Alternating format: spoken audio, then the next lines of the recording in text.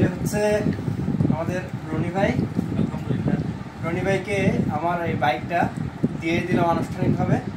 এখানে smart card আছে, tax token আছে, আর আমার একটা পরিচয়পত্র দিয়েছি, পরিচয়পত্রের ফটোকপি আর কি।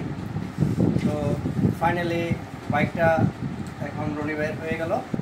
আপনাদেরকে একটা কথা বলে রাখি, যে বাইকই চালান না কেন, দামি বাইক হোক, সস্তা বাইক হোক, বড় বাইক হোক, ছোটো বাইক হোক, আপনারা অবশ্যই বাইক মেনটেন্যান্সটা ভালোভাবে করবেন, বাইকের যত্ন নেবেন। বাইকের যত্ন নিলে এটা আপনাকে কখনো ফেরাবে না।